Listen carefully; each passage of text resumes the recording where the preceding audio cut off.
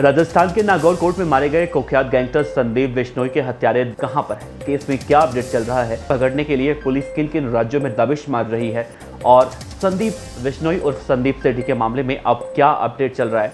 आज के इस वीडियो में इन्हीं बातों पर चर्चा करने वाले हैं, तो बने रहेगा वीडियो के अंत तक। संदीप बिश्नोई हत्याकांड के मामले में अब जो कुछ भी अपडेट निकलकर सामने आया है, उन सभी बातों पर इस वीडियो में हम चर्चा करने वाले हैं। नमस्कार, मेरा नाम है देवनाथ पांडे और आप देख रहे हैं बीडीएफ न्यूज़ की क्राइम सीरीज खलनायक, जिसमें हम आपको रोजाना सुनाते हैं अपराध जगत की छोटी और बड़ी खबरें। तो राजस्थान के नागौर कोर्ट में आज से 3 से 4 दिन पहले कुख्यात गैंगस्टर संदीप बिश्नोई को मौत के घाट उतार दिया गया था। उसे उस वक्त उसके विरोधी गैंग के बदमाशों ने मारा जब वो एक मामले में पेशी पर आया था और वहां से अपने साथियों के साथ वापस निकल रहा था, और तभी उसके विरोधी गैंग के बदमाश आते हैं और उससे वहां पर गोली मारकर उसकी हत्या कर देते हैं। इस हत्याकांड के बाद बहुत बड़ा विवाद देखने को मिलता है, जहां देवेंद्र बंबिहा गैंग इस पूरे हत्याकांड की जिम्मेदारी लेता है और देवेंद्र बंबिहा गैंग की तरफ से कहा जाता है कि इस हत्याकांड की जिम्मेदारी हम लेते हैं, क्योंकि ये लॉरेंस बिश्नोई गैंग का मेंबर था, लॉरेंस बिश्नोई गैंग से जुड़ा हुआ था और सिद्धू मूसेवाला के हत्या के बदले हमें इसको मारना था, तो हमने इसे मार दिया। हालांकि इस मामले में गैंगस्टर देवेंद्र बंबिहा की जिम्मेदारी वाले बयान के बाद एक और कुख्यात गैंगस्टर के जिम्मेदारी वाला बयान सोशल मीडिया पर वायरल हुआ, और वो गैंगस्टर था गैंगस्टर दीप्ति यादव और अनिल बिश्नोई उर्फ छोटिया। तो इन दोनों के विवाद में कुख्यात गैंगस्टर गोल्डी बराड़ भी कूदा। तो ये तो पुरानी बातें हैं और इन पुरानी बातों का जिक्र करना एक बार ज़रूरी होता है, क्योंकि खबर की जब शुरुआत करें तो इन सब बातों की शुरुआत तो होनी चाहिए, क्योंकि कई सारे दर्शक हमारे हैं, अगर हमें अभी देखना शुरू किए हैं या फिर उन्हें इस केस के बारे में थोड़ी बहुत जानकारी है, तो इसीलिए हम कुछ मोटी मोटी बातों का यहाँ पर जिक्र कर देते हैं। तो आइए आपको बताते हैं कि संदीप बिश्नोई हत्याकांड के शूटर कहाँ हैं और उस केस में अभी आगे क्या कुछ चल रहा है। तो जैसा कि आप सभी को बताया कि इस मामले में अब राजस्थान की पुलिस ने एसआईटी का गठन किया, और एसआईटी अब जहाँ पर संदीप बिश्नोई का गाँव था, हरियाणा के हिसार का मंगाली गाँव, वहाँ पर डेरा जमाए हुए हैं काफ़ी दिनों से, यानी 3-4 दिन बीत चुके हैं। इन 3-4 दिनों में इस केस में कुछ खास अपडेट देखने को नहीं मिल रहा है। बस उन बदमाशों को पकड़ने के लिए कोशिश की जा रही है पुलिस की तरफ से। इन पूरे मामले में जहां राजस्थान पुलिस कई राज्यों में दबिश मार रही है, तो वहीं हरियाणा पुलिस भी इस पूरे मामले में राजस्थान पुलिस का सहयोग करते हुए दिखाई दे रही है। इतने दिनों के बाद गैंगस्टर दीप्ति यादव का अभी तक कोई भी सुराग नहीं मिल पाया है। कहा तो ये जा रहा है कि गैंगस्टर दीप्ति यादव इस वक्त नेपाल में छिपा हुआ है और नेपाल में उसके छिपे होने की जानकारी राजस्थान पुलिस को मिली है, और अब नेपाल में उसे पकड़ने के लिए दबिश देने की एक योजना बनाई जा रही है। लेकिन बड़ा यहाँ पर सवाल उठता दिखाई दे रहा है कि जो शूटर संदीप बिश्नोई लोगों की हत्याएं करता था, आज उसी की हत्या हो चुकी है और उसके विरोधी गैंग के बदमाश उसकी हत्या करके फरार बताए जा रहे हैं।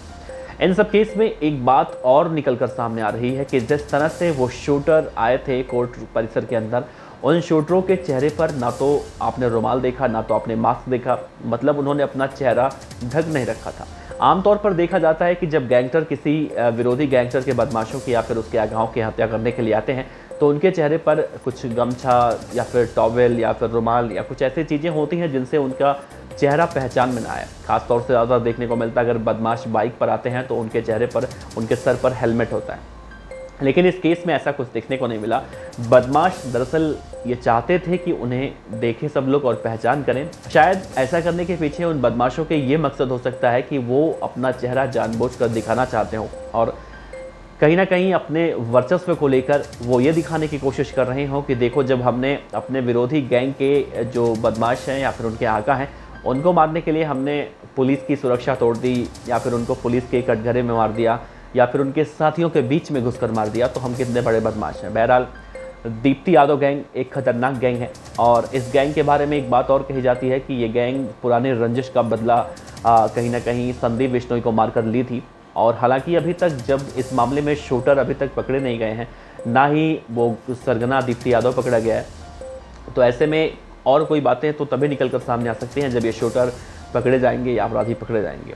मामले में देखने को मिला था कि जिस दिन ये वारदात हुई थी, उसी दिन राजस्थान की पुलिस ने 5 ऐसे शातिर बदमाशों को या फिर संदिग्धों को पकड़ा था, जो ब्लैक कलर के स्कॉर्पियो कार के साथ, हरियाणा नंबर की कार थी वो, उसके साथ जा रहे थे। और जब एक टोल नाके के पास वो पहुंचते हैं तो पुलिस उन्हें रोकने का इशारा करती है, लेकिन वो रुकते नहीं है, तो पुलिस उनकी गाड़ी पर फायरिंग करती है, और जब उनकी गाड़ी पंक्चर हो जाती है तो पुलिस उन्हें पकड़ लेती है। तो ये कहा गया था कि हो सकता है कि वही शूटर हो जो संदीप बिश्नोई को नागौर के कोर्ट परिसर में मारकर यहाँ से निकल रहे हों। तो हालांकि उनसे भी पूछताछ की जा रही है, लेकिन उनके बारे में कुछ खास डिटेल, खास अपडेट निकल कर सामने नहीं आई है। तो क्या दीप्ति यादव गैंग अब नेपाल में जाकर छिप गया? क्या दीप्ति यादव गैंग का जो सरगना है दीप्ति यादव, वो कभी पकड़ा नहीं जाएगा? अनिल बिश्नोई उर्फ छोटिया कहाँ है, जो उस वक्त वारदात के समय वहीं पर मौजूद था, उसने भी गोली मारी थी? तो इन सब की तलाश अब राजस्थान पुलिस और हरियाणा पुलिस बहुत शिद्दत से कर रही है। देखना अहम होगा कि इन सब के बीच में दीप्ति यादव कब तक पकड़ा जाता है। और संदीप बिश्नोई हत्याकांड को लेकर जिस तरह से अब कहीं ना कहीं गहमा गहमी तेज हो चुकी है, तो इस गहमा गहमी में अब क्या कुछ निष्कर्ष निकल कर आता है, ये देखना बहुत अहम होगा। बहरहाल आप बने रहिए, इस केस से जुड़े हुए जैसे कोई अपडेट आएंगे हम आप तक ज़रूर पहुंचाएंगे, आप तक ज़रूर साझा करेंगे। तो उम्मीद करते हैं कि आपको हमारे द्वारा दी गई जानकारी ज़रूर अच्छी लगी होगी। अगर अच्छी लगी होगी तो नीचे का सब्सक्राइब का बटन दबा सकते हैं, लाइक कर सकते हैं, इस वीडियो को शेयर कर सकते हैं। और अगर आप कुछ कहना चाहते हो, हमें कुछ सलाह देना चाहते हो, हमारी कुछ कमी निकालना चाहते हो, तो भी आप नीचे कमेंट बॉक्स में हमारे इंस्टाग्राम पर, फेसबुक पेज पर जाकर हमें सलाह दे सकते हैं। आपका सलाह हमारे लिए बहुत कीमती होता है, हम उसे फॉलो करने की हमेशा कोशिश करते हैं और हम नहीं चाहते कि हमारे जो दर्शक, हमारे प्यारे भाई हैं, वो हमसे किसी भी बात पर नाराज़ हों या फिर हमारा कोई भी अंदाज उनको अच्छा ना लगे। तो आप लोग जैसा कमेंट बॉक्स में सुझाव देते हैं हम वैसा ही कोशिश करते हैं कि वैसा ही किया जाए। तो एक बार फिर से आपसे यही रिक्वेस्ट रहेगी कि अगर कोई कमी हो तो ज़रूर सलाह दीजिएगा, सुझाव दीजिएगा, हम उस कमी को दूर करने की कोशिश करेंगे। मिलते हैं अगले वीडियो में, आप अपना ख्याल रखिए, बने रहिए BDF न्यूज़ के साथ, देखते रहिए BDF न्यूज़। नमस्कार।